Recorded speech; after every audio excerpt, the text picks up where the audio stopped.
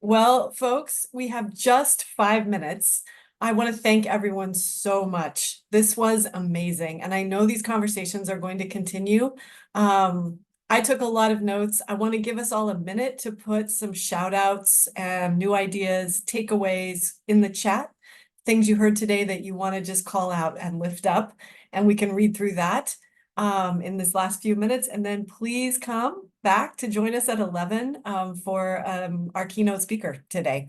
So take a minute, shout outs, key takeaways, any questions that you want to call out in the chat, and we will take a few to read.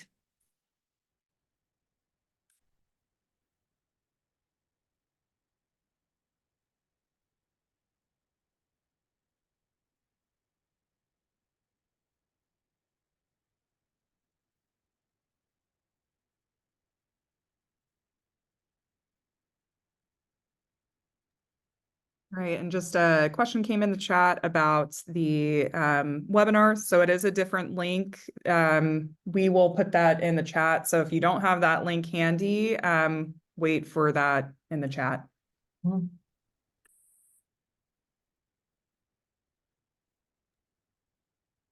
I also wanted to say thank you. I didn't, we kind of got caught in mid-sentence in the previous session, but those were amazing, you know, presenters and topics. And thank you for your engagement in the classroom. We will try to share out the recordings for people who wanted to see the other presentations in the other breakout room.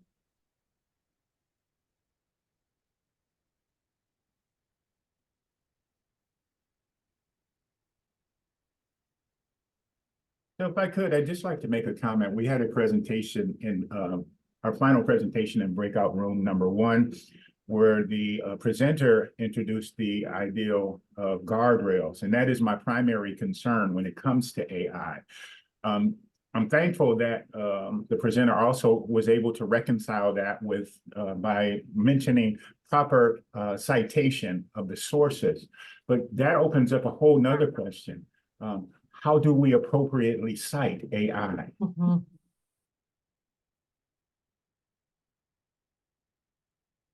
I think it belongs in our methods section. That's my shortest answer to that. I've thought about that a lot from a writing teacher point of view. That's where I've landed for now. And I think we are all learning. This will be a new conversation and a new, wherever we land and whatever equilibrium we land will be the next thing to look for. And I will say in our presentations, there were a lot of examples about how instructors have students cite AI. So definitely look at that recording afterward. There's different approaches to it in breakout room 2. I loved in our breakout rooms some of the sort of change in continuity reflections. I think that was both in Salah and Deborah for sure about, you know, this feels like such a break, and yet there are ways in which this technology is really building on and asks us to build on previous practices. It was very empowering and hopeful. Yeah, and even though Scott was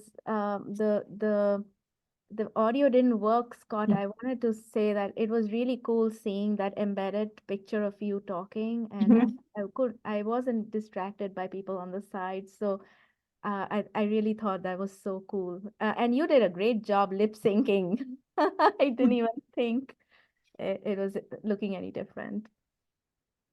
I love that presentation also, Scott, because of the ways in which this moment is giving us a new way to energize our students around hard questions. That's so great.